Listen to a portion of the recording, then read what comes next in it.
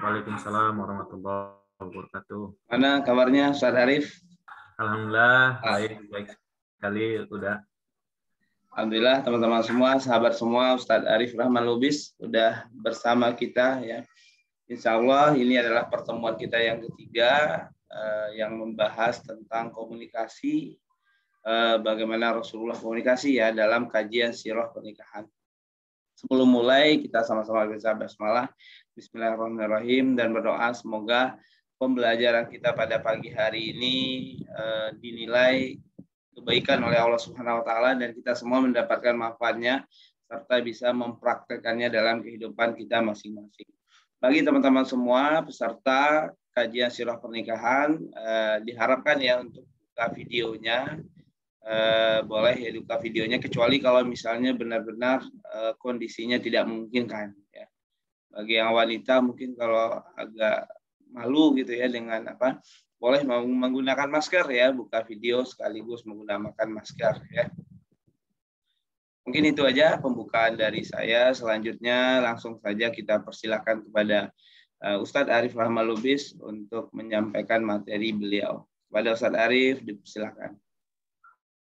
Baik, terima kasih Bunda Agus, terima kasih Bapak Ibu, Bunda semua. Bismillahirrahmanirrahim. Assalamualaikum warahmatullahi wabarakatuh.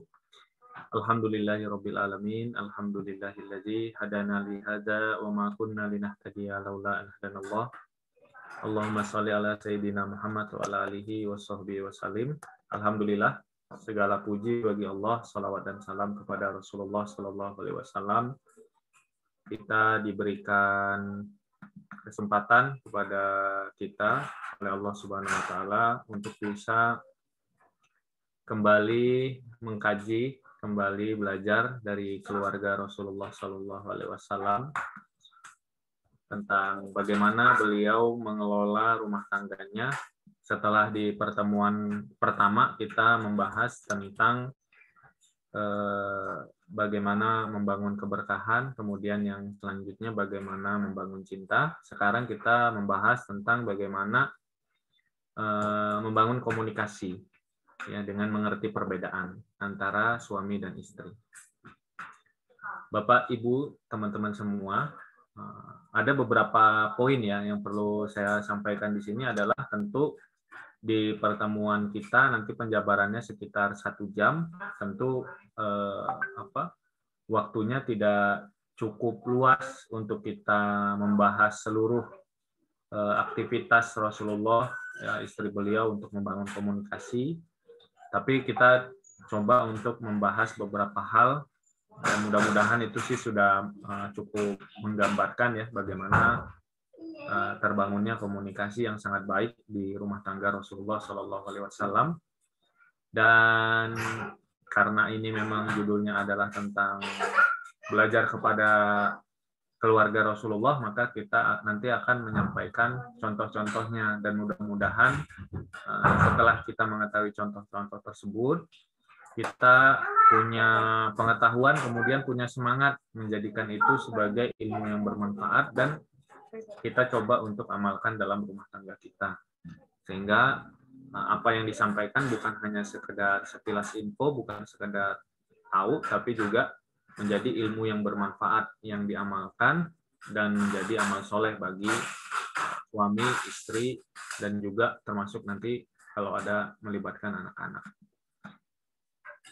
Yang pertama yang ingin saya sampaikan adalah tentang membangun komunikasi, tentang membangun hubungan antara suami dan istri adalah selalu libatkan Allah Subhanahu wa taala.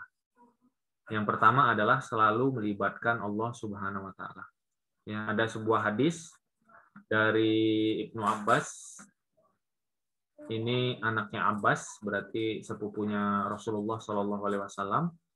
Keluar masih saudaranya Rasulullah Shallallahu alaihi wasallam, sepupunya beliau.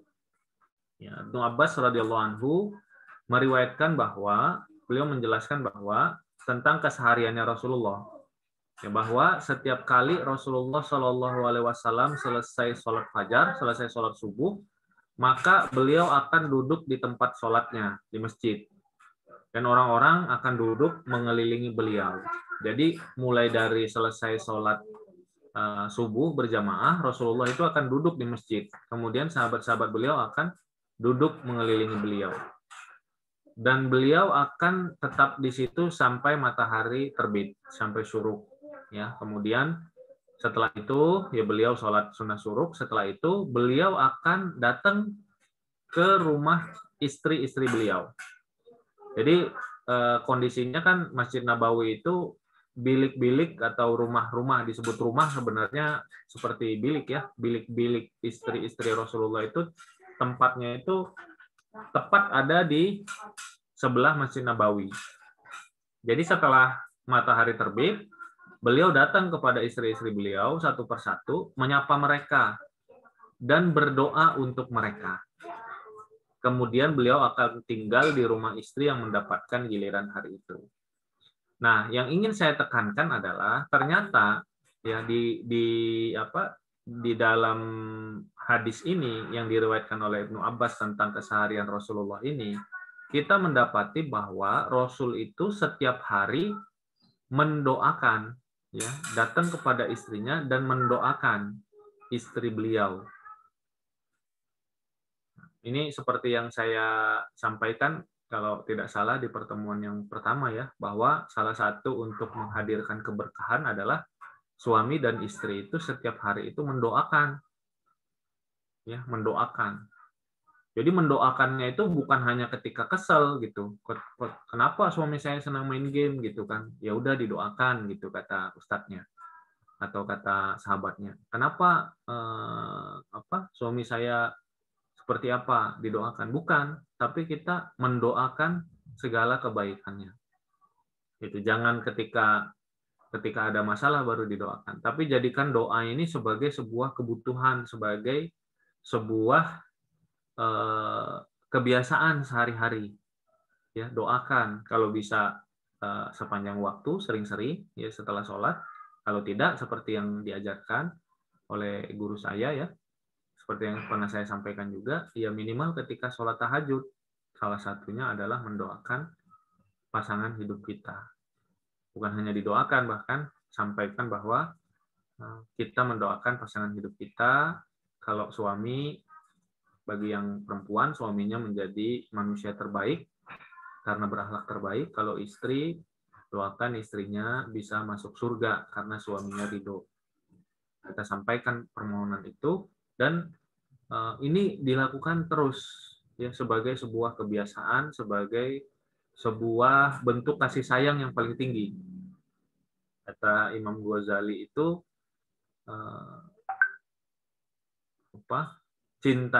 cinta kepada sahabat itu, cinta itu bukan pada indahnya pertemuan, tapi pada doa ketika walaupun sedang tidak bersama. Ya, jadi kita bentuk cinta kita, termasuk bentuk membangun komunikasi kita dengan pasangan adalah mendoakan pasangan kita. Pasti terasa ketika kita selalu mendoakan yang baik-baik, ya pasti akan terasa bahwa pasangan kita merasa dicintai oleh kita, dan kita juga merasa dicintai oleh pasangan kita. Nah, itu yang pertama. Jadi Rasul itu ternyata punya kebiasaan setiap hari, setiap pagi nih ya, waktu duha. Kalau ngikut Rasul ini setiap pagi waktu duha itu mendoakan istri-istri beliau. Ya, didatangi satu persatu, kemudian disapa, ngobrol, kemudian didoakan. Yang kedua, ada yang pernah spesifik ketika beliau melamar Ummu Salamah yang lewat perantara. Kemudian kata Ummu Salamah, awalnya menyampaikan bahwa Ummu Salamah itu punya banyak anak, khawatir untuk memberatkan Rasulullah, dan Ummu Salamah itu cemburu, khawatir karena sangat cemburu, sementara istri Rasul itu banyak. Gitu. Kemudian Rasulullah Shallallahu Alaihi Wasallam menyampaikan kepada Ummu Salamah, adapun anak-anakmu, maka aku yang akan menanggungnya. Adapun rasa cemburu yang ada pada hatimu, maka aku berdoa kepada Allah agar Allah menghilangkannya. Gitu. Jadi kalau ada hal-hal yang kurang baik pada pasangan kita, cara komunikasi yang paling baik, yang pertama bukan langsung mengkritik, tapi sebelum itu adalah kita mendoakan dulu, mendoakan kepada Allah Subhanahu wa Ta'ala. Jadi hubungan kita dengan pasangan itu sebenarnya kan balik lagi ya, bagaimana kita memaknai pernikahan itu adalah sarana kita meraih ridhonya Allah Subhanahu wa taala. Kita berbuat baik kepada pasangan, kita berusaha mencintai pasangan, berusaha berakhlak terbaik, berusaha taat kepada pasangan karena Allah Subhanahu wa taala. Karena kita cinta sama Allah, karena kita ingin memberikan ibadah yang terbaik kepada Allah Subhanahu wa taala. Termasuk kalau dalam proses tersebut ya, kita berusaha berakhlak baik, kita berusaha taat dan lain sebagainya, ternyata pada pasangan diri kita ada 1-2 kekurangan, maka kita kembalikan kepada Allah. Kita berdoa kepada Allah biar diberikan kesabaran, kita berdoa kepada Allah, mudah-mudahan apa yang kurang-kurang dari pasangan kita itu diperbaiki oleh Allah Subhanahu wa taala. Allah yang membolak-balikkan hati, mudah bagi Allah untuk memperbaiki diri kita. Ya, mungkin diri kita dulu banyak nggak baiknya, sekarang jadi lebih baik karena pertolongan dan hidayah dari Allah. Mudah bagi Allah juga tentu saja untuk memperbaiki pasangan hidup kita. Jadi selalu libatkan Allah Subhanahu wa taala. Ya, tunjukkan pada Allah bahwa kita cinta sama pasangan kita. Kita ingin yang terbaik pada pasangan kita. Kita ingin hal-hal yang kurang baik itu Allah bantu untuk ubah. Kita ingin hal-hal yang masih bisa untuk dibersihkan hatinya, diperbaiki akhlaknya dan lain sebagainya, itu Allah bantu untuk berikan kemudahan. Itu yang pertama. Komunikasi yang pertama adalah sebelum melakukan hal yang lain adalah berdoa kepada Allah Subhanahu wa taala. Yang kedua, ini terus belajar ya, kita juga terus belajar, masih terus bisa jadi tertatih-tatih dengan ini, karena contohnya ini luar biasa. Memuji pasangan dan bersyukur atas apa yang pasangan persembahkan untuk kita. Ini agak sulit ya kalau bagi saya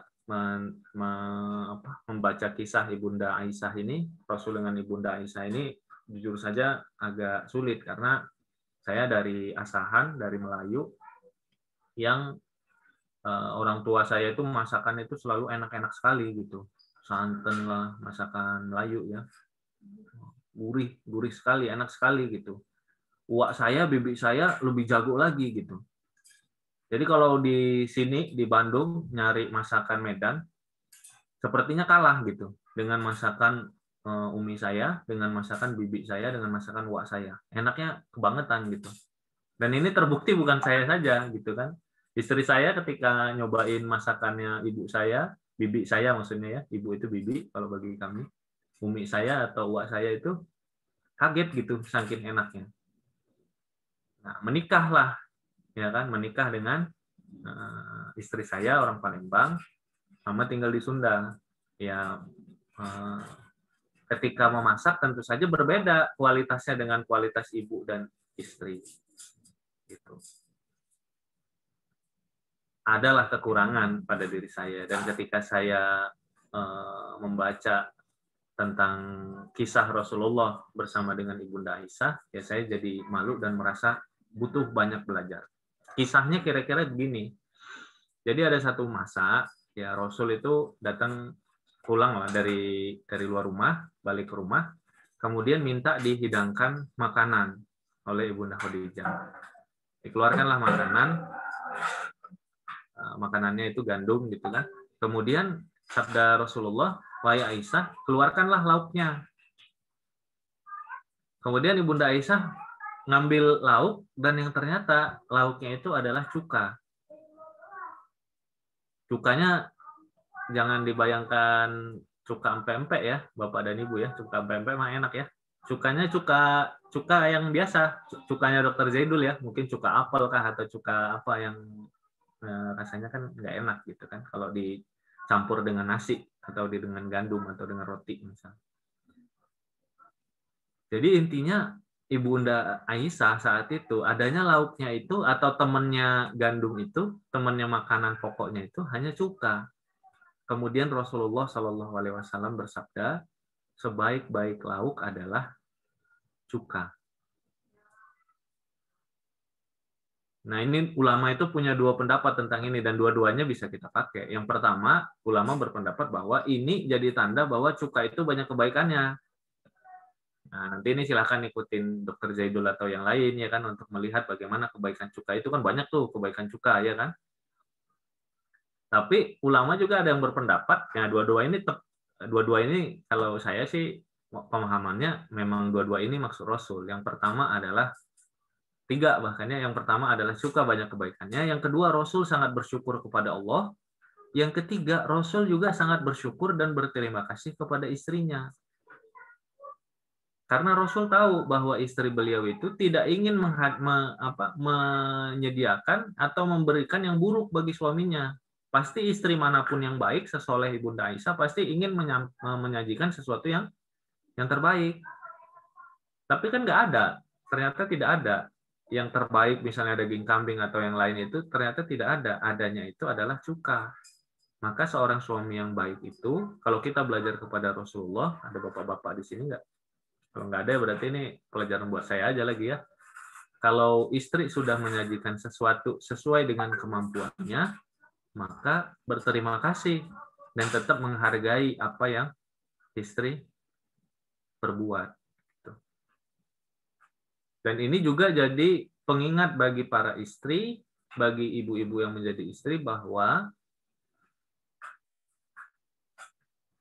ketika memasak ya misalnya atau melakukan sesuatu, balik lagi yang paling penting itu adalah di prosesnya. Kalau kita sudah melakukan yang terbaik, maka misalnya nanti hasilnya keasinan kah, kepedesan kah atau yang lain, ya itu pasti ada pahalanya, pahala dari proses tersebut.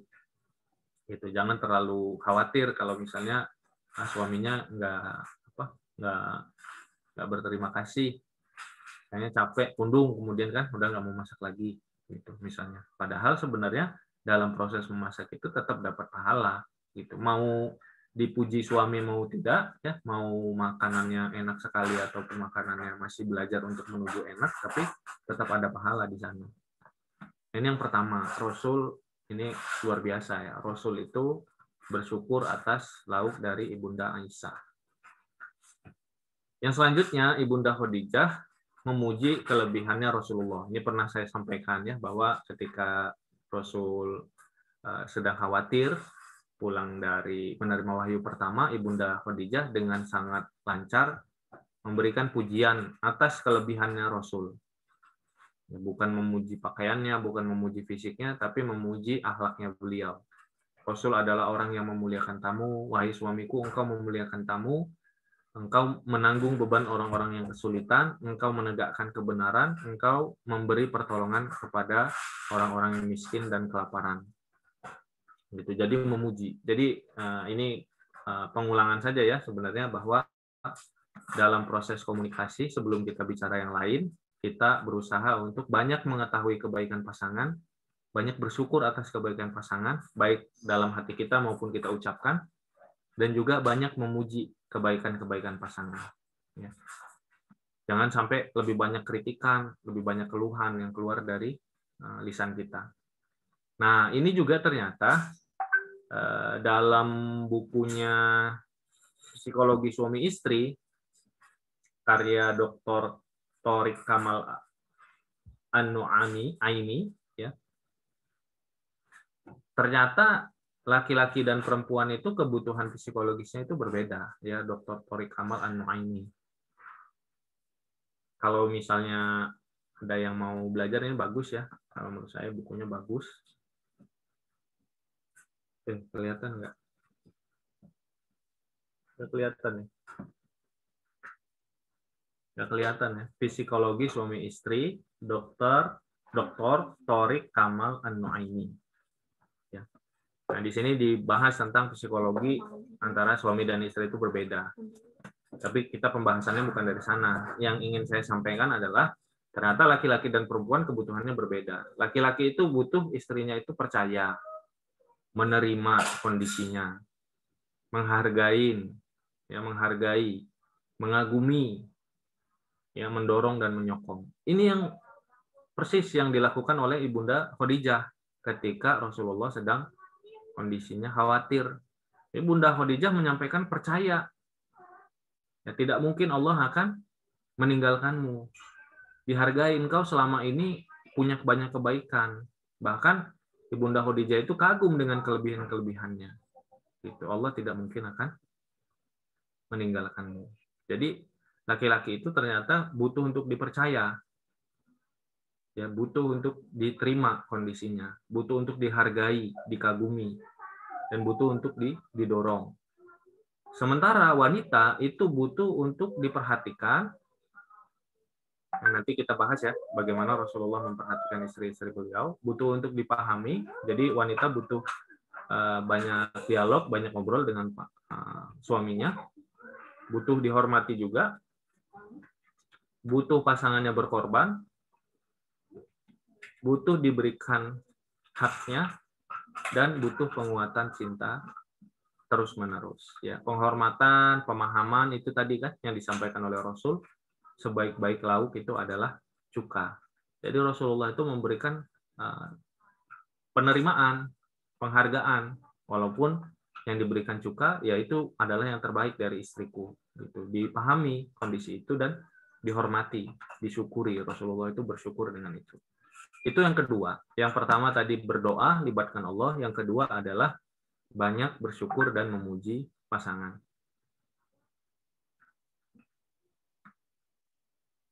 Yang ketiga, banyak memuji pasangan bahkan ketika tidak bersama dengan pasangan.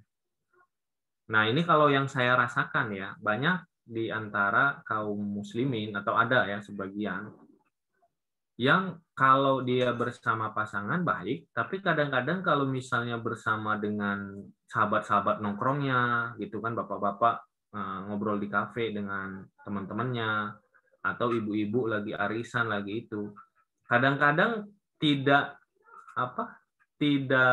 sengaja atau kelepasan atau tidak bisa menahan itu menyampaikan hal-hal yang kurang baik tentang pasangannya. Entah ceritanya ngeluh lah, entah ceritanya lagi apa gitu.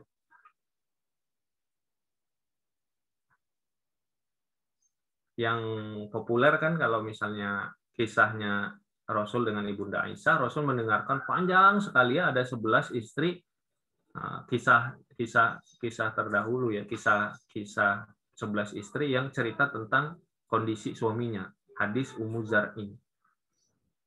Nanti ada suamiku seperti ini, suamiku seperti ini, suamiku seperti ini. Gitu. Nah, ternyata kalau Rasul itu walaupun beliau tidak bersama dengan istri beliau, beliau menghargai, ya, tidak menggibah, tidak menyampaikan kejelekan. Jadi orang lain aja kita nggak boleh gibah gitu. Kita tidak boleh untuk menyampaikan kejelekannya seperti memakai bangkai, apalagi memakan bangkai saudara kita, apalagi kalau misalnya pasangan hidup kita sendiri gitu.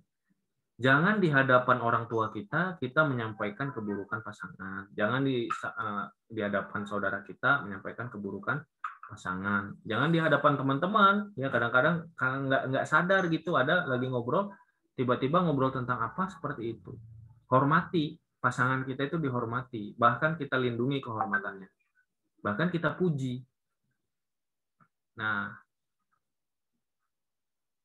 memuji pasangan, menghormati pasangan, menjaga aib pasangan di luar, walaupun tidak bersama pasangan, itu ada efeknya kepada keterikatan hati. Rasulullah itu ketika Ibunda Khadijah itu sudah tidak ada, tidak bersama dengan beliau, beliau memuji Ibunda Khadijah. Ketika Ibunda Aisyah itu bertanya, kenapa sih cinta banget sama Ibunda Khadijah? Beliau menyampaikan, inni qad ruziktu hubbaha. Sesungguhnya aku ini diberikan rizki, anugerah cintanya dia, cintanya Khadijah. Ya. Rasul menyampaikan, jadi seolah-olah Rasul itu, aku bersyukur kepada Allah karena Allah menganugerahiku cintanya Khadijah. Itu kalau ditanya. Padahal sebenarnya ya, kalau yang lebih tepatnya kan Ibunda Khadijah yang bersyukur dicintai oleh Rasul kan, karena dengan beliau menikah dengan Rasul, beliau menjadi wanita yang mulia, menjadi ummahatul mukminin. Tapi Rasul memuji istri beliau, inni qad ruziktu hubbaha. Sesungguhnya aku ini diberikan rizki cintanya Khadijah, cintanya dia.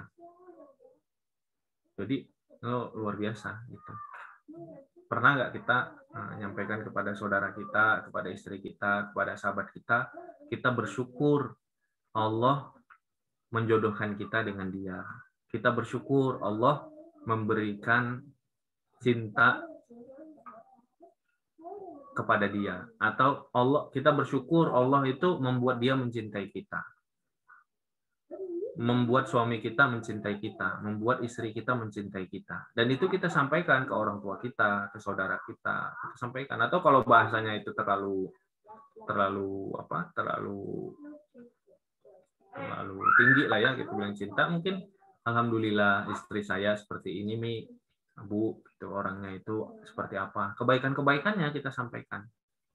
Jadi memuji pasangan bukan hanya di hadapannya, bukan hanya kepadanya, tapi juga di hadapan orang lain, di hadapan orang tua kita, saudara kita, sahabat-sahabat kita. Nah, Rasul juga pernah ditanya oleh Amr bin As radhiyallahu anhu, siapa manusia yang paling kau cintai? Sabda Rasulullah, Ibunda Aisyah. Sabda Rasulullah, Aisyah. Ya, Ibunda Aisyah radhiyallahu anha. Jadi Rasul itu memuji, Rasul itu menyampaikan cintanya, Rasul itu memberikan ekspresi bersyukur atas pernikahannya dengan Ibunda Khadijah. Beliau memuji, menyampaikan mencintai Ibunda Aisyah. Kemudian beliau juga pernah menyampaikan bahwa kelebihan Aisyah atas wanita lain seperti kelebihan roti tarit atas makanan yang lain. Roti tarit ini itu seperti roti gandum, kemudian dikasih kuah kaldu, kemudian dikasih daging yang sudah direbus gitu ya. Dan ada sedikit sayur-sayuran, kacang-kacangan. Jadi ulama ini menjelaskan bahwa roti sarit itu enak dimakan. Roti sarit itu enak gitu. Lengkap, kemudian bergizi, tinggi protein, ya. Jadi lengkap. Gitu. Ibunda Aisyah itu seolah-olah Rasul memujinya, Ibunda Aisyah itu lengkap kebaikan-kebaikannya. Gitu. Jadi ceria, membahagiakan suami, taat, solehah, dan lain sebagainya. Roti sarit.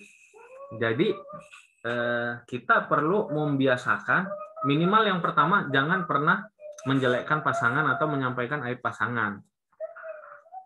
Kecuali memang kita ingin mendapatkan solusi.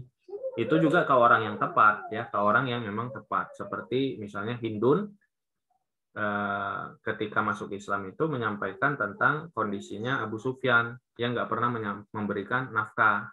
Hindun bertanya, boleh nggak saya ambil, padahal Abu Sufyan ini kan kaya, boleh nggak saya ambil nafkahnya sesuai dengan kebutuhan saya dan anak-anak saya tanpa sepengetahuan dia? Sabda Rasulullah, boleh. Nah, ini kan jadi hukum bahwa di dalam harta suami ada haknya istri dan anak-anak sesuai dengan kebutuhan nafkah istri dan anak-anak.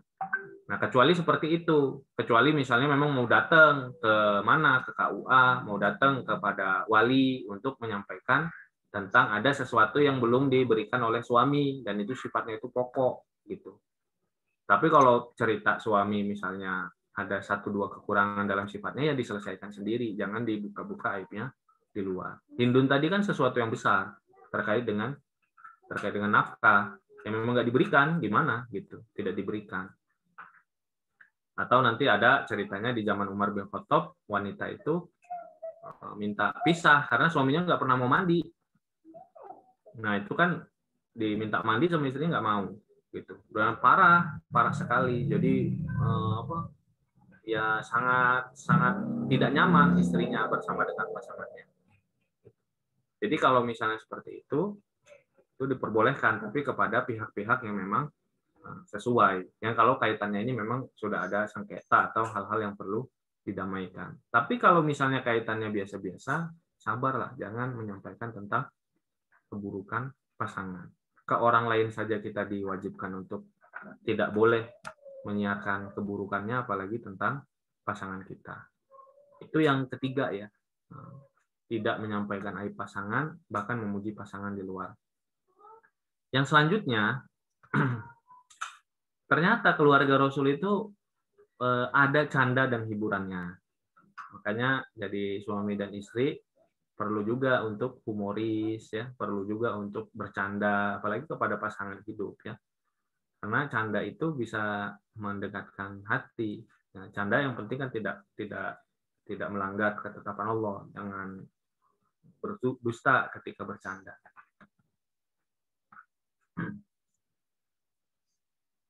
Yang pertama ya, contoh-contohnya ya, Ibunda Saudah dan Ibunda Aisyah pernah lagi makan makanan yang ada warnanya gitu, dari rempah-rempahnya, ada warnanya.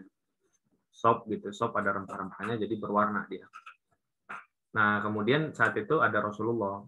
Nah, Ibunda Saudah ini kan sudah sangat tua ya, jadi sudah tidak cemburu lagi, dan yang paling dekatnya dengan Ibunda Aisyah. Itu bahkan Ibunda Saudah nanti memberikan hak hari gilirnya kepada Ibunda Aisyah, jadi dekat. Kata Ibunda Aisyah, wahai Saudah, makan sayurnya gitu. Kalau nggak makan nanti aku lumuri atau aku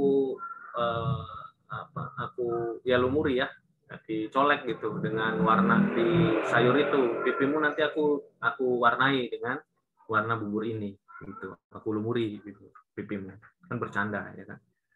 Kemudian nggak mau Ibunda Saudah, mungkin sudah kenyang atau seperti apa, nggak mau makan.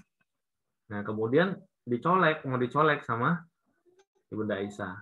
Ibunda Saudah itu dilindungi oleh Rasulullah. Kelihatan ya, lagi main-main gitu, dilindungi oleh Rasulullah. Ternyata kena, kata Rasulullah, atau Rasulullah memberikan isyarat dengan matanya, balas gitu. Dicolek balik. Ya mungkin kalau kita mungkin main kapur-kapuran gitu ya, atau main yang lain-lain gitu, balas. Jadi keluarga Rasul ternyata ada unsur bercanda seperti itu gitu. Jadi kita itu kalau keluarga kita taat, soleh, ikuti perintah Rasul, ikuti keluarga Rasul, juga jangan kaku-kaku banget gitu kan. Nanti capek sendiri gitu. Kerjaan setiap hari ibadah terus ya bagus, tapi tetap jiwa kita ini kan ada kebutuhan untuk bercanda, kebutuhan untuk hiburan, kebutuhan untuk humor dari pasangan hidup. Ya, jadi dibawa bercanda sesekali diperbolehkan. Bahkan Rasulullah itu mengajak Ibunda Aisyah melihat hiburan anak-anak Habasyah yang lagi main tari-tarian perang di selasar Masjid Nabawi. Yang Ibunda Aisyah menempelkan pipi beliau di pipinya Rasulullah. Ya, dagu beliau itu nemplok di atas bahunya Rasulullah, pipi beliau ditempelkan kepada pipinya Rasulullah. Jadi boleh melihat hiburan yang diperbolehkan, misalnya suami istri ke pantai, melihat matahari terbenam, gitu. Itu sunnahnya siapa? Ya itu aja, melihat hiburan dari Rasulullah. Jadi jangan kaku-kaku banget gitu berkeluarga itu, karena makin taat, jadi kemudian tidak ada waktu hiburan bersama dengan pasangan. Lomba lari, kan, lomba lari sama istri kan tentu saja bukan lomba lari yang bayangan saya ya, lomba larinya lomba lari yang ringan, ya, dan ada unsur bercandanya kan, namanya lagi lomba lari sama pasangan, ya kan? Pernah nggak lomba-lomba lari sama pasangan? Pasti banyak unsur bercandanya atau yang unsur menyenangkannya, bukan seperti kita lomba lari maraton gitu kan dengan istri gitu. Jadi unsurnya unsur serius dipersiapkan, bukan, tapi spontan. Kalau di kisahnya kan spontan saja, lagi perjalanan pulang dari perjalanan jauh, kemudian sahabat-sahabat disuruh duluan, kemudian lomba lari gitu. Jadi spontan, menyenangkan. Dan yang terakhir dari hadis yang agak panjang, yang intinya ceritanya Rasulullah bertanya kepada Jabir bin Abdullah radhiyallahu anhu yang baru menikah, nikahnya sama siapa? Ternyata nikahnya sama janda. Kata Rasulullah, sabda Rasulullah, kenapa engkau tidak memilih gadis sehingga kalian bisa saling bercumbu dan bersenda gurau? Nah, ini juga jadi tanda bahwa Rasulullah itu senang kalau misalnya umatnya beliau itu dalam membangun rumah tangganya itu ada unsur-unsur cumbuan, keromantisan, keintiman, dan juga senda gurau. Bercanda gitu. Karena kalau mungkin janda sudah agak tua, mungkin lebih serius dalam menghadapi rumah tangganya. Ternyata kan nanti Jabir menjelaskan bahwa saya ini punya banyak saudara perempuan, banyak adik-adik perempuan. Kalau saya nikah sama gadis juga, Nanti malah istri saya itu main sama saudara perempuan saya. Sementara saya butuh istri saya itu membantu saya untuk merawat dan membesarkan atau merawat mendidik saudara-saudara perempuan saya. Makanya saya menikahi janda. Kata sabda Rasulullah, oh kalau begitu sudah tepat alasanmu. Gitu. Jadi banyak pelajaran dari hadis tersebut, tapi yang kita sebagai yang sudah menikah itu pelajarannya adalah bahwa ternyata Rasulullah itu senang kalau kita ini dalam berumah tangga itu romantis, intim, bertumbuh, bersenda gurau. Jadi bercanda dengan pasangan. Itu ada nggak yang belum bisa bercanda dengan pasangannya, masih takut bercanda dengan pasangannya? Berarti belum dekat kan? Kita kan kalau sama sahabat kalau sudah enak banget bercandanya, sudah dekat berarti. Tentu saja yang bukan bercandanya membuli atau merendahkan pasangan ya, bercanda dengan hal-hal yang memang diperbolehkan. Itu nomor berapa ya? Nomor 4 ya. Nomor 4, bercanda. Selanjutnya, yang poin kelima adalah beliau menemani dan berbincang dengan pasangannya. Nah ini ya, tadi kita sampaikan ada poin-poin di mana Rasulullah itu menemani pasangan beliau. Ya ternyata istri itu kan dari sisi psikologisnya, jika ada masalah itu kan ingin didengarkan. Perempuan itu kan kalau ada masalah ingin cerita, ingin curhat, ya kan? Kebutuhannya itu bukan langsung ke solusinya. Kebutuhan perempuan itu adalah ingin didengarkan, ingin mengeluarkan emosi jiwanya. Kalau laki-laki, kalau ada masalah, dia ingin menyendiri dan segera mencari solusi. Nah, ini perlu dipahami sebelum kita bahas yang kisah-kisahnya, perlu dipahami agar kalau nanti suaminya, ibu-ibu misalnya punya suami, kemudian suaminya ada masalah dan dia menyendiri, itu bukan karena suami nggak percaya, atau bukan karena suami itu nggak cinta. Jadi jangan dibawa terlalu jauh gitu. Wah, suami saya udah nggak cinta lagi, dia ada masalah kenapa malah naik motor, ya kan? Ada masalah kenapa malah lama-lama di masjid? Bukan.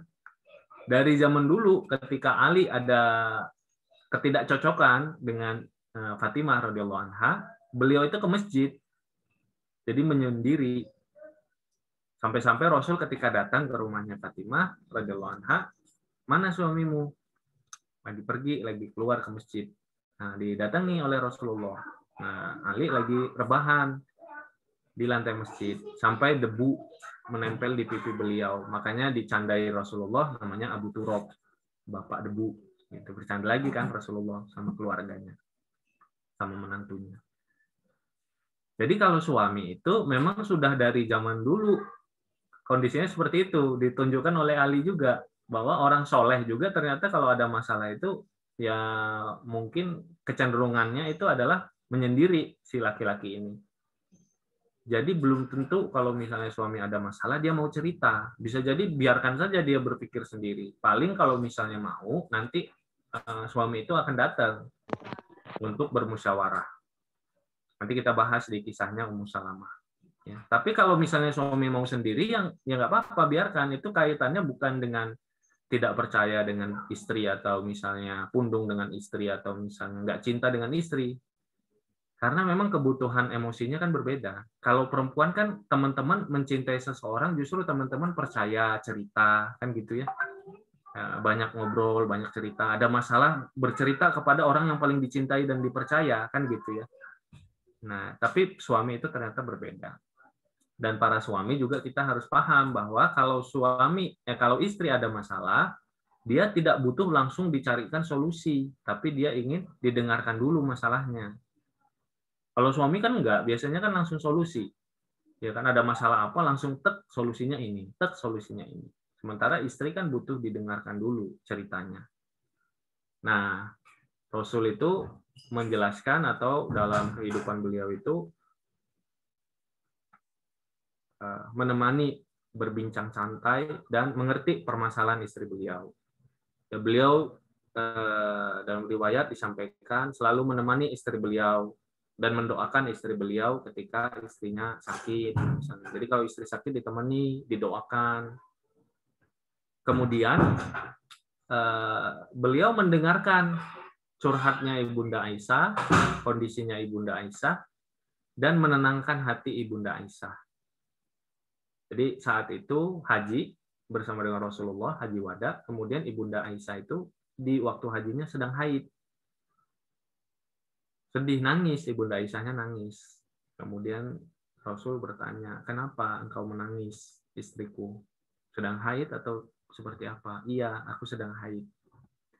Sabda Rasulullah, tidak apa-apa.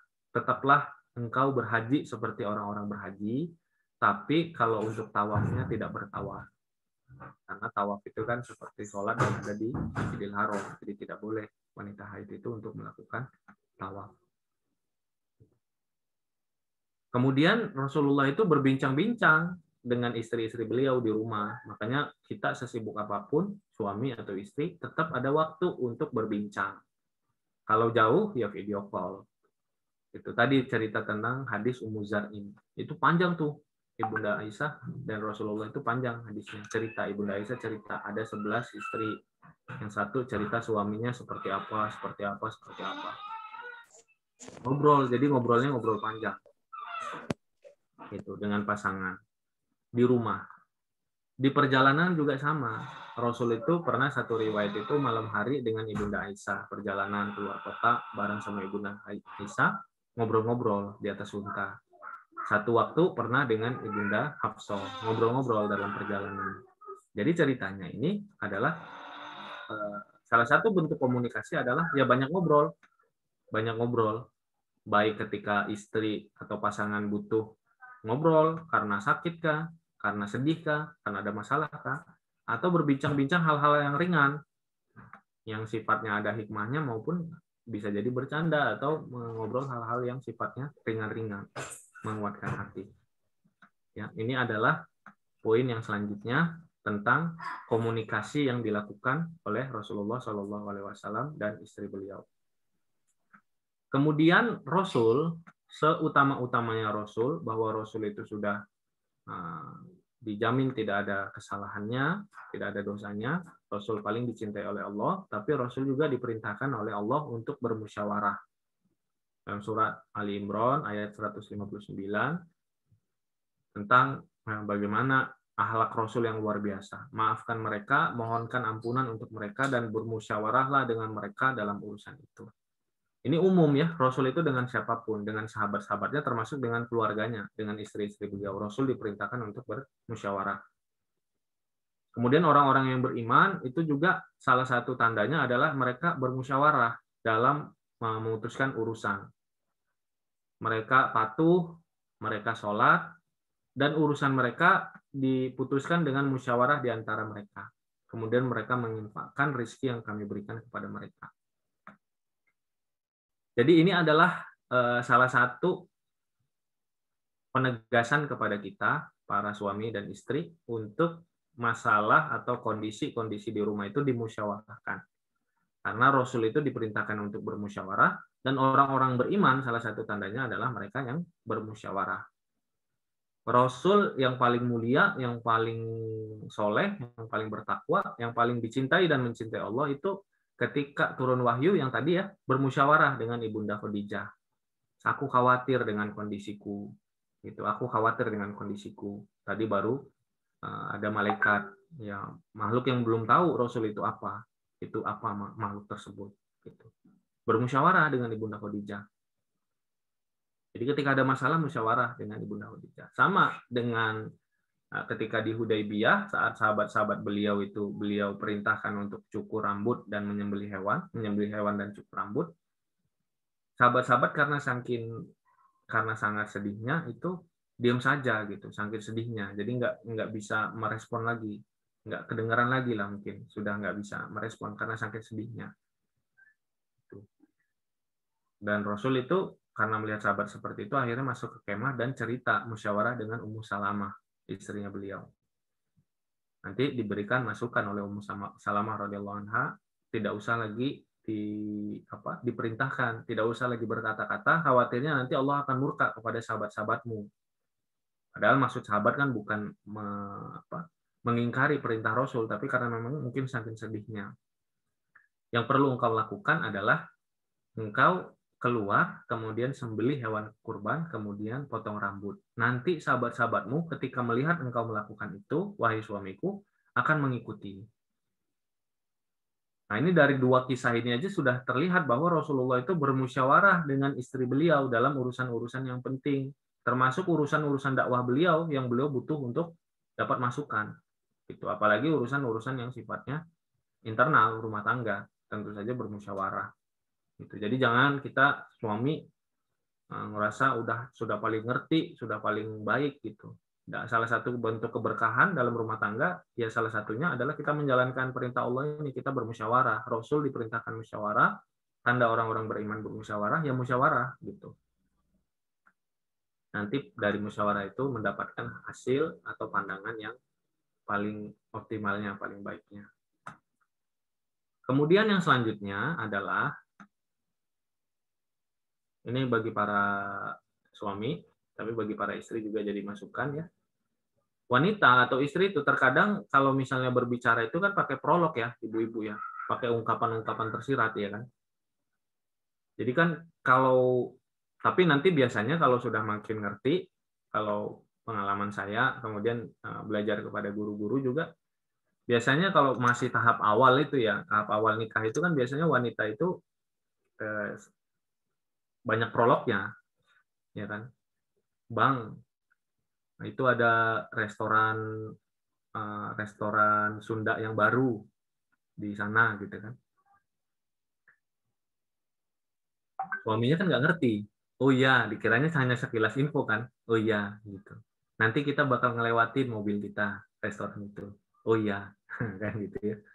Lewat gitu. Kemudian istrinya kan agak kesel ya. Ya, suamiku udah dikasih kode ya.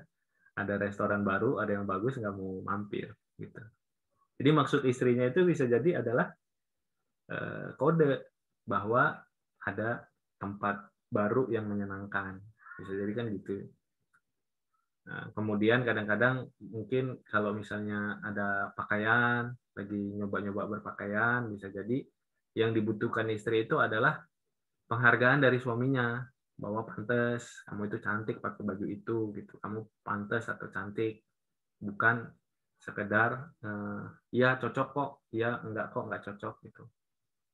Nah, seiring waktu tapi kemungkinannya ya, nanti suami dan istri ini akan semakin mengerti tentang bahasa-bahasa isyarat lah, bahasa-bahasa kode tersirat dari pasangannya, terutama dari istri. Karena memang kadang-kadang istri itu bisa jadi menyampaikan itu tidak secara langsung. Contoh ya, Ibunda Aisyah itu pernah pakai analogi kepada Rasul. Ingin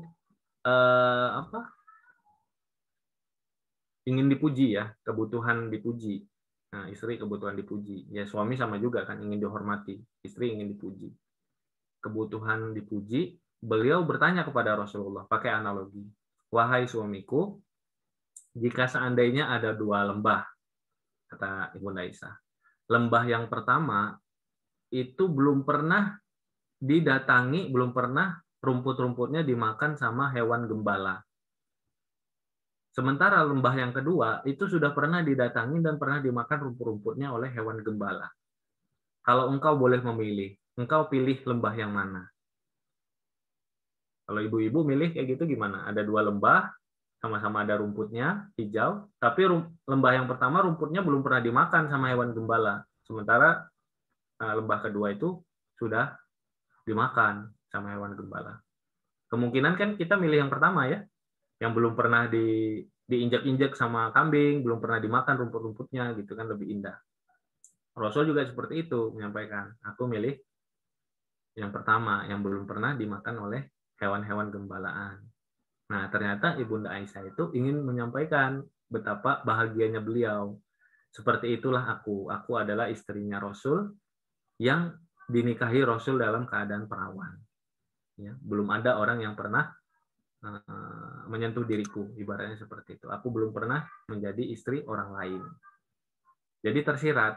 Nah, suami atau pasangan ya perlu pintar-pintar untuk menangkap pesan-pesan dari tersirat dari pasangannya. Walaupun memang bagi ibu-ibu ya, bagi kami bapak-bapak ini hal yang seperti ini kadang-kadang sulit.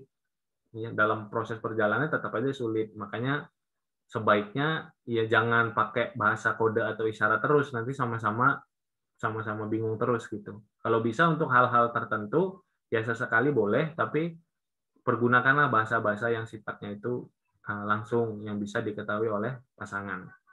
Kecuali pasangan memang sudah paham ya, kode ini maksudnya ini, ya nggak apa-apa. Gitu. Jadi dalam komunikasi ternyata Rasulullah juga mengerti bahasa tersirat dari pasangannya. Bahkan Rasulullah Shallallahu Alaihi Wasallam itu kalau komunikasinya sudah bagus, itu ngerti kondisi emosional pasangan. Apakah lagi gembira, apakah lagi cemburu, apakah lagi marah. Ya. Ibunda Aisyah kalau lagi marah karena cemburu, Rasul itu tahu. Walaupun hanya dengan merubah kata-kata bukan demi Tuhannya. Biasanya Ibunda Aisyah normalnya itu mengatakan, kalau kita kan demi Allah ya. Demi Allah. Nah, Ibunda Aisyah itu mengatakannya biasanya demi Tuhannya Muhammad Shallallahu Alaihi Wasallam. Tapi kalau beliau lagi marah atau lagi cemburu, beliau menyampaikannya demi Tuhannya Ibrahim alaihissalam. Lagi marah nggak? Enggak kok, gitu kan gitu ya kalau perempuan ya, istri ya. Memang lagi marah ya? Enggak kok, gitu. Tapi sudah nangkep suami. Kalau suaminya pintar sudah nangkep. Oh ternyata istriku lagi ada yang nggak senang nih dengan apa yang aku lakukan atau dengan diriku. Gimana tandanya? Nah itu pintar-pintar lah. Namanya kita yang menikah ya dengan pasangan kita, pintar-pintar kita ngerti bahasa emosi dari si pasangan. Apakah raut mukanya, ataukah perubahan katanya, ataukah nada bicaranya, dan lain sebagainya. Yang walaupun kecil, seperti Ibunda Aisyah ini, Rasul itu udah tahu, demi Tuhannya Ibrahim alaihissalam. Rasul itu menyampaikan, wahai Ais, aku itu tahu kalau engkau itu marah atau cemburu kepadaku. Kalau lagi nggak marah, engkau mengatakan demi Tuhannya Muhammad. Kalau lagi marah atau cemburu, engkau mengatakan demi Tuhannya Ibrahim. Ibunda Aisyah malu ya, kemudian mengatakan, sesungguhnya, wahai Rasulullah, sesungguhnya tidaklah aku marah, melainkan yang aku lakukan hanya menghilangkan namamu saja. Ya ini kalau saya memahaminya, ya bisa jadi itu sebagai tanda khasnya kalau misalnya Bunda Aisyah cemburu, atau mungkin beliau tidak mau untuk memanggil nama suaminya dalam keadaan marah, bisa jadi gitu. Jadi dalam keadaan kesel, nggak suka memanggil nama suaminya dalam keadaan kesel. Nah kalau Rasul marah atau tidak senang, itu to the point. Apa yang salah pada istrinya itu, kalau misalnya memang terkait dengan kesalahan dan penting untuk diuruskan, maka diberitahu mana yang salah. Seperti ketika Ibunda Aisyah menyebutkan bahwa Ibunda Sofia itu pendek, ya, badannya pendek gitu. Kemudian Ibu Rasulullah marah, wajah beliau memerah dan menyampaikan bahwa wahai Aisyah, seandainya kata-kata itu engkau celupkan ke dalam samudra yang sangat luas, maka niscaya air samudra itu akan menjadi pahit karenanya. Mungkin nggak bolehnya berkata-kata yang jelek tentang orang lain. Jadi Rasul terlihat kalau misalnya beliau sedang tidak suka dengan sebuah hal yang dilakukan oleh pasangannya, baik dari raut wajah ataupun dari langsung disampaikan. Dan laki-laki itu memang cenderungnya kan to the point. Kalau ada yang tidak suka, biasanya laki-laki itu, suami itu langsung menyampaikan. Sementara kalau istri, ya balik lagi tadi. Kalau ada keinginan atau minta tolong, kadang-kadang pakai prolog. Dan kalau misalnya lagi marah, kadang-kadang itu ya tidak langsung disampaikan marah tentang apa. Jadi pasangannya perlu untuk bisa nangkep. Mau dibantuin nggak? Nggak usah. Gitu kan. Bener nih mau dibantuin, nggak usah gitu. Tapi kayaknya lagi sibuk itu, mau buka nyiapin lagi ini, nggak usah. Udah aja suaminya kan lagi ngapain gitu kan di depan laptop. Kemudian setengah jam kemudian istrinya di dapur ngedumel atau lagi kondisinya kayak gini, kenapa nggak ada yang bantuin kan misalnya gitu ya. Suami bingung, ya Allah dari tadi ngomong apa kan gitu ya, nanya. Nah suami itu harus paham, istri itu kalau lagi kondisi emosional apa nggak, memang nggak apa tipikalnya nggak langsung terus terang tadi, pakai isyarat ya. Jadi nggak usah ditanya suami, bantuin aja gitu kan, mau dibantuin nggak, ya udah bantuin aja gitu. Jadi kalau bagi yang baru nikah ya mungkin bingung ya, tapi kalau sudah bertahun-tahun nikah harusnya yang bahasa-bahasa seperti ini sih paham ya. Tapi kalau kita oh apa ya tadi maksudnya restoran yang baru pengen ke sana. Enggak kok gitu kan, istri kan istrinya enggak kok, cuma ngasih tahu doang, padahal mah pengen gitu. Ya udah nggak usah bahas panjang-panjang, ajak aja ke situ gitu.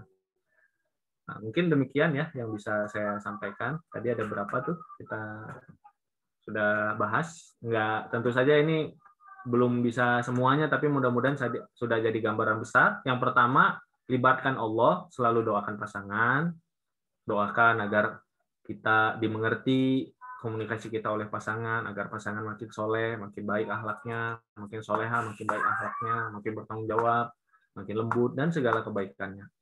Doakan pasangan kita. Yang kedua adalah puji dan bersyukur atas kebaikan pasangan kita. Yang ketiga, puji ketika tidak bersama dengan kita, sampaikan kebaikannya, tutupi aib-aibnya. Yang keempat, penuh atau ada canda dan hiburan dalam rumah tangga. Yang kelima, berkomunikasi atau ngobrol dengan istri, dengan pasangan, dan menghibur, menghibur ketika memang butuh untuk didengarkan dan dihibur. Selalu mendengarkan, selalu berkomunikasi di rumah, di perjalanan, dan ketika istri sakit atau butuh didengarkan curhat. Selanjutnya bermusyawarah. Ya, Rasul diperintahkan musyawarah, orang-orang beriman juga bermusyawarah. Rasul bermusyawarah dengan istri-istri beliau. Yang selanjutnya, istri itu perlu dipahami, kadang-kadang menyampaikan sesuatu tersirat. Nah, kita perlu untuk memahaminya. Yang terakhir adalah kita perlu paham bahasa, bukan sekedar komunikasi verbal, tapi komunikasi juga bahasa tubuh atau raut muka atau bahasa-bahasa yang tersirat ketika pasangan kita tidak menyukai sesuatu atau ada kondisi emosionalnya yang perlu untuk kita tangkap. Mungkin demikian, udah Agus dan sahabat-sahabat semua yang bisa saya sampaikan. Mohon maaf kalau ada kekurangan atau hal-hal yang masih belum bisa saya ungkap dari komunikasi Rasulullah dan istri-istri beliau. Terima kasih banyak Ustaz Arif penyampaiannya. Masya Allah ya, sangat luar biasa sekali contoh-contoh teladan yang dicontohkan oleh Rasulullah SAW dengan istri-istri beliau yang disampaikan Ustaz Arif tadi. Sekarang kita masuk sesi tanya jawab. Silakan bagi teman-teman yang ingin bertanya langsung, boleh raise hand ya. Yang ingin bertanya langsung boleh raise hand. Nanti bisa mengajukan pertanyaan secara langsung. Atau juga boleh melalui chat. Ya, silakan. Kita buka dulu yang mau langsung ya, mungkin untuk 2 orang atau 3 orang. Silakan raise hand. Kalau lebih nyaman dengan di chat juga boleh ya. Ini sudah masuk satu, Ustaz Arif ya. Saya bacakan ya, Ustaz Arif. Pertanyaan pertama dari Mbak Ari. Assalamualaikum Ustaz, apa batasan masalah yang perlu dimusyawarahkan versus masalah yang langsung diputuskan oleh suami? Mengingat seperti Ustaz katakan tadi bahwa laki-laki lebih suka mencari solusi sendiri. Apa yang selanjutnya dilakukan bila setelah musyawarah tetap tidak menghasilkan solusi yang disepakati bersama? Begitu Ustaz kira-kira. Ya, tentu kondisi-kondisi yang sifatnya menyangkut semua anggota keluarga itu ya butuh dimusyawarahkan. Misalnya pendidikan anak, ya, kemudian pengelolaan keuangan itu kan kaitannya dengan seluruh anggota keluarga ya. Kemudian kesepakatan pengelolaan waktu di rumah suami istri, khususnya untuk anak-anak lagi PJJ. Dimusyawarahkan bagaimana mengelola waktunya, apalagi kalau melibatkan antara suami dan istri. Nanti istri yang menemani PJJ, suami nanti yang mendidik terkait dengan agama dengan memberikan taklim rutin pada subuh dan lain sebagainya. Nanti istri yang mengecek hafalan Quran dan lain sebagainya. Jadi kalau misalnya memang melibatkan seluruh anggota keluarga atau melibatkan keluarga secara umum, ya itu perlu untuk dimusyawarahkan. Tapi ini kondisinya kondisional ya. Ada beberapa yang tipenya justru istri itu mungkin tidak sanggup atau lebih nyaman kalau diputuskan oleh suami, bisa jadi. Itu juga nggak masalah sebenarnya.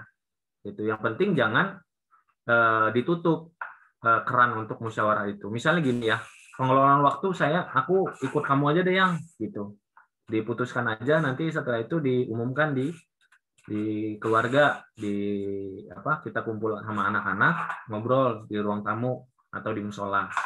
Yang seperti itu juga boleh kalau misalnya dianggap misalnya hal-hal yang terkait manajemen waktu, atau misalnya menu Ramadan, sahur dan lain.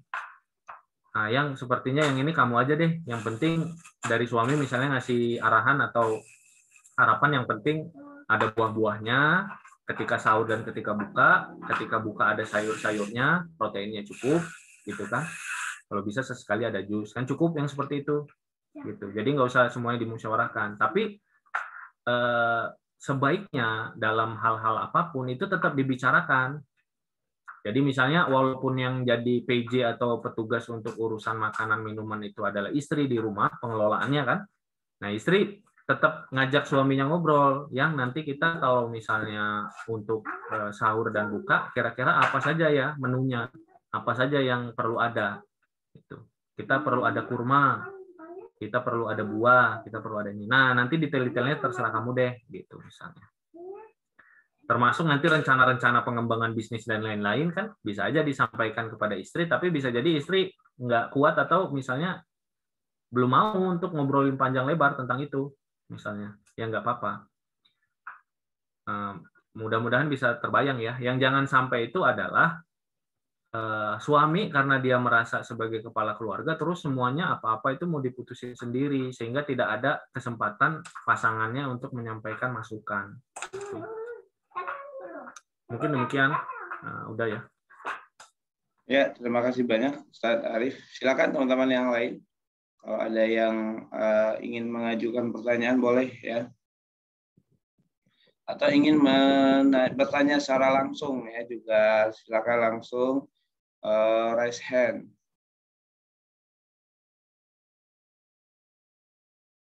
Saya sedikit jawab lagi ya. Yang tadi itu ya, silakan Ustaz. Ya, tadi bertanya ya masalah yang langsung diputuskan oleh suami. Nah, biasanya itu masalah yang langsung diputuskan suami itu yang kaitannya dengan dirinya sebenarnya, dengan pekerjaannya, dengan yang lain-lain. Jadi kalau misalnya kaitan itu ya biarkan saja dia. Misalnya dia lagi ada masalah di kantor dengan pekerjaannya suami, dan suami itu ingin menyendiri gitu kan, pengen ngopi ke Lembang gitu, atau ke masjid gitu, ingin menyendiri langsung dapat solusi, ya nggak apa-apa, biarin aja. Paling nanti teman-teman kalau sudah di rumah nyantai ditanya, mau nggak saya bantu, atau mau nggak cerita, mau nggak ngobrol gitu. Tapi kalau kaitannya dengan kondisi rumah tangga atau masalah rumah tangga, ya sebaiknya dibicarakan, dimusyawarahkan gitu. Jadi maksud suami itu ada masalah sendiri, menyelesaikan masalah sendiri ketika kaitannya dengan pribadi dan urusannya sendiri gitu. Kalau keluarga ya perlu diselesaikan, perlu dimusyawarahkan. Ustaz, ini masih belum terjawab kata Mbak Ari. Ustaz, itu gimana kalau misalnya dalam suatu masalah itu nggak ada kesepakatan, Ustaz? Sama-sama pengen pendapatnya yang diakui, mungkin gitu kali Ustaz. Iya. Sampai rapat itu nggak ada keputusannya, itu gimana Ustaz? Iya, sebenarnya kan kalau sudah jelas berfungsi kondisinya kan tidak mungkin misalnya udah Agus rapat dengan ada pimpinan rapat kemudian tidak ada keputusan, kan tidak mungkin karena masing-masing kan ada peran gitu kan. Iya. Di organisasi ada ketua, ada wakil, ada sekretaris, ada anggota. Nanti kan musyawarah. Nah, metode untuk memutuskan musyawarah kan ada. Jadi sebenarnya berarti tidak berjalan komunikasinya kalau misalnya hasil musyawarah nggak ada keputusan, itu nggak berjalan, atau masih gontok-gontokan, belum cari solusi bersama. Sebenarnya kalau sudah lancar, sudah ingin yang terbaik, sudah menyampaikan masukan-masukan, pasti akan ketemulah solusinya. Karena namanya musyawarah itu kan pasti ada perangkat pemutusnya, ya kan? Perangkat pemutusnya musyawarah. Bisa gini. Terkait pendidikan anak, mau di pesantren atau SMA, suami punya pendapat, istri punya pendapat, anak punya pendapat. Ya udah, ambil suara terbesar misalnya keputusannya. Atau terkait misalnya jalan-jalan yang lebih berhak misalnya istri, karena istri yang lebih paham atau apa. Atau terkait dengan ngasih berapa ke orang tua dan mertua. bisa jadi yang memutuskan akhirnya itu adalah ketoknya adalah di suami gitu. Karena misalnya kaitannya itu yang dibagi itu adalah dengan gajinya suami. Tapi pada akhirnya semuanya ketok palunya kan si pemimpin rapatnya tetap suami gitu. Walaupun nanti misalnya saya mau anak saya pesantren, kata istri jangan di sini aja, kata anak enggak di sini aja. Berarti kan kalah nih suaminya, tapi tetap kan yang ngetok palunya nanti suami. Berarti musyawarah keluarga kita memutuskan bahwa anak itu belajar di sekolah yang dekat dengan rumah kan gitu. Jadi jangan salah juga, walaupun nanti suami itu pendapatnya tidak diambil, yang ngetok palu itu istri, bukan gitu juga. Kan namanya perangkat musyawarah itu udah jelas. Mungkin gitu ya. Ya, Ustaz. Terima kasih banyak Ustaz jawabannya. Insya Allah udah sangat jelas ya Mbak Ari. Ini ada yang kedua. Ini cerita saja ya dari Mbak Irma, jadi bukan pertanyaan. Silakan yang lain, kalau teman-teman yang lain kalau ada pertanyaan ya silakan diajukan. Ini waktunya masih banyak ya. Masih ada 20 menit lagi. Apa ini lagi lemes sekali ya, lagi puasa ya Ustaz ya. Biasanya kalau nggak puasa nih banyak pertanyaan nih. Ini peserta sepertinya lagi toleransi ya ke Ustaz Arif ya. Biar nggak banyak ngomong ya Ustaz ya. Karena nggak bisa minum.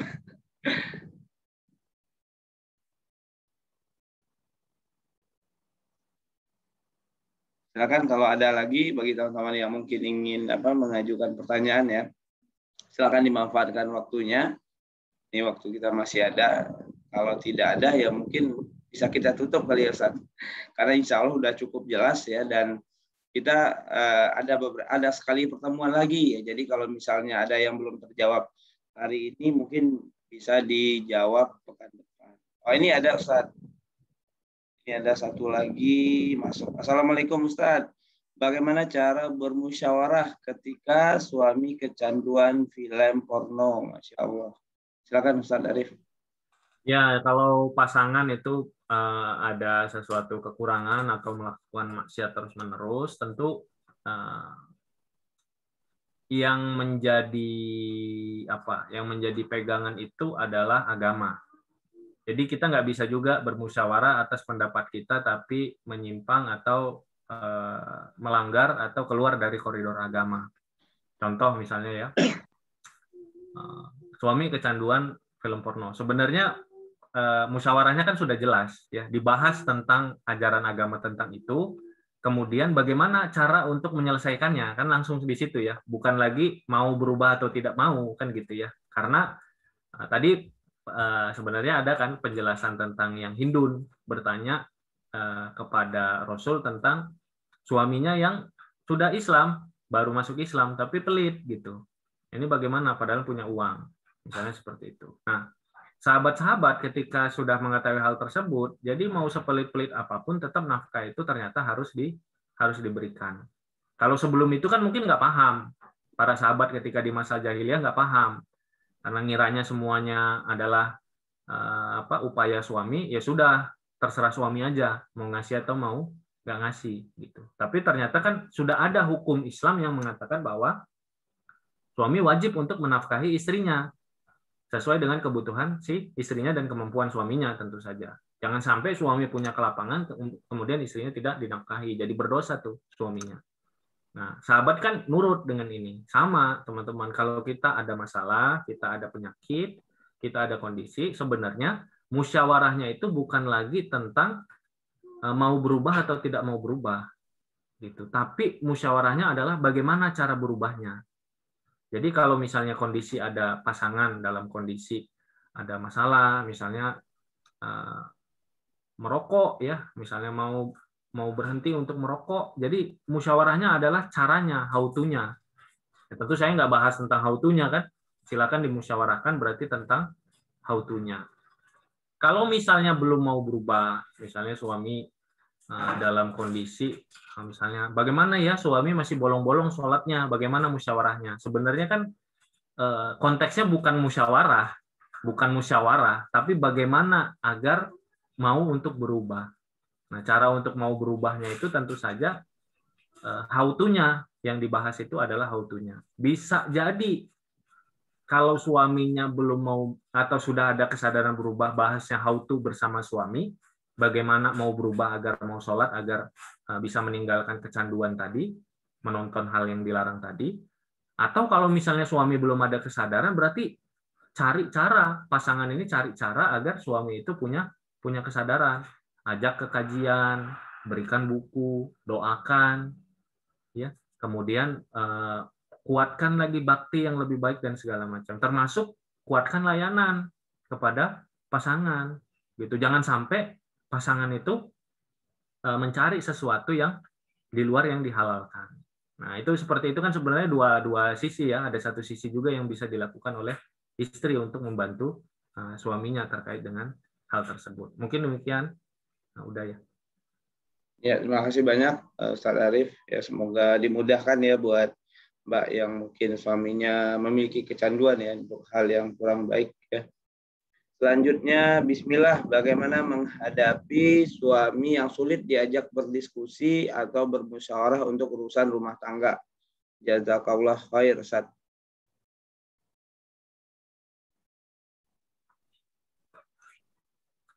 Yang pertama tadi ya, jadi ada kondisi-kondisi di mana masalah-masalah atau urusan-urusan rumah tangga bisa jadi suami dan istri itu lebih nyaman kalau untuk secara umum dipikirkan oleh pasangan.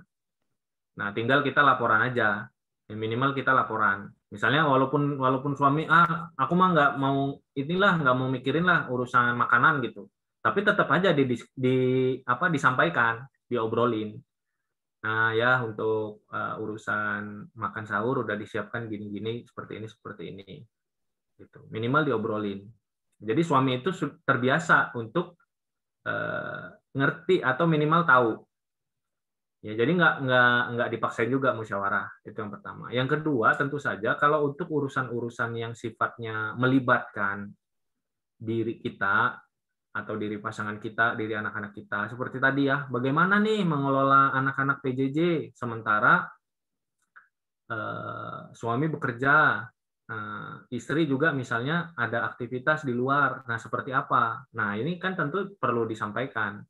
Saya kondisinya ini perlu untuk dibantu dan kita ini perlu untuk musyawarah bagaimana solusinya. Jadi yang pertama kalau menurut saya kalau berangkatnya dari suami yang tidak senang untuk musyawarah, jangan dipaksa semua hal itu harus dimusyawarahkan, malah nggak dapat semuanya. Gitu kan kaidah fikihnya, kalau tidak bisa dapat semuanya, jangan tinggalkan semuanya. Mulailah dari hal-hal yang paling penting, yang melibatkan semua anggota keluarga tadi. Itu. Yang kedua, kalau misalnya ada poin-poin yang memang suaminya belum mau, ya minimal diobrolin hasilnya. Sudah dipikirkan untuk hidangan, sudah dipikirkan nanti kalau untuk hadiah untuk papa mama kamu kita ngasihnya gamis sarimbit, kalau untuk ibu ayah aku kita ngasihnya sarimbit, setuju nggak? Nah mulainya dari gitu aja, jadi sudah dipikirkan dulu, kemudian suami itu tinggal dikasih alternatif. Tentu ya tadi ya prinsipnya, kalau nggak bisa semuanya jangan ditinggalkan semua gitu. Tentu yang kita harapkan ideal seperti keluarganya Rasul, tapi keluarganya Rasul juga kan dibangun dari orang-orang yang soleh-soleha yang membangun itu juga. Di pekan depan kita bahas tentang problematika rumah tangga juga nggak langsung nyaman-nyaman semua kan gitu. Jadi jangan karena kita tadi membahas kondisi ideal kemudian kita melihat pasangan kita sangat tidak ideal sehingga kita tidak bersyukur. Tadi kan ada bab yang saya sampaikan tadi ya, syukuri pasangan kita yang memang dia bisa disyukuri, yang kurang bisa disyukuri ya coba untuk diperbaiki. Itu pasangan kita, termasuk pasangan kita juga kalau misalnya diminta nanya ya, suaminya yang tadi bertanya atau suami ibu-ibu atau istrinya bapak-bapak yang di sini, kalau bertanya tentang pasangan pasti ada kekurangannya kita. Gitu. Jadi jangan sampai juga kita meninggalkan semuanya pundung gitu ya karena suami nggak mau untuk musyawarah, ya udahlah gitu. Suami saya kekurangannya di situ, enggak. Insya Allah bisa, ada usahanya gitu ya, ada usahanya. Mungkin demikian. Ya, baik Ustaz, terima kasih. Ya udah sangat jelas ya insya Allah. Selanjutnya, Assalamualaikum Ustaz. Selama pandemi saya dan suami tidak bisa bertemu. Sudah setahun lebih karena suami di luar negeri. Ini tidak kami rencanakan. Bagaimana agar kami tetap erat dan bisa berkomunikasi dengan baik dan tidak ada kesalahpahaman. Terima kasih. Silakan Ustaz. Yang pertama tadi ya, libatkan Allah. Jadi ini kesannya klise tapi kunci sebenarnya. Ya, kita kalau misalnya banyak dosa, kita kalau misalnya kurang hubungan kita sama Allah, pasti akan terasa hubungan dengan pasangan hidup. Gitu. Kata Fudail bin Iyad, kalau aku bermaksiat kepada Allah, pasti istriku, anak-anak, pembantu, bahkan sampai hewan tunggangan itu seperti membantahku, gitu. Jadi kita kalau misalnya mau hubungan kita dengan pasangan kita baik yang tinggal serumah atau berjauhan baik, maka kuatkan hubungan kita dengan Allah Subhanahu wa taala. Jaga benar-benar diri kita dari dosa, banyak-banyak beristighfar, banyak-banyak bertobat. Ngaruh itu, insya Allah sangat ngaruh. Itu yang pertama, doa, libatkan Allah, doa, kalau ada salah bertobat, beristighfar, doakan pasangan kita.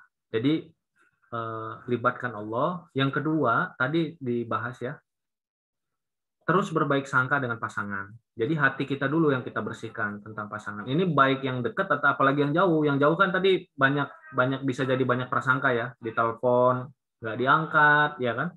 Padahal jamnya harusnya sudah di rumah suami, gitu kan, dan lain-lain. Maka selalu ingat-ingat kebaikan pasangan.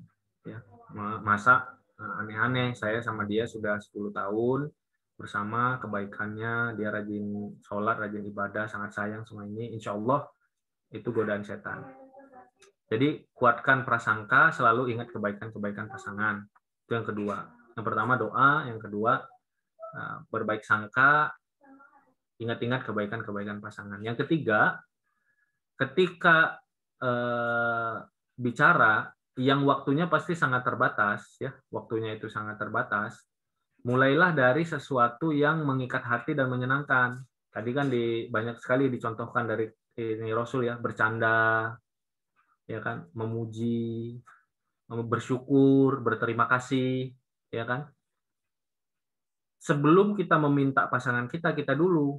Gitu. Kenapa ya suami saya sekarang lagi ngurusin anak-anak di rumah kok nggak pernah muji saya atau nggak pernah mengapresiasi saya. Daripada seperti itu lebih baik kita dulu yang apresiasi pasangan.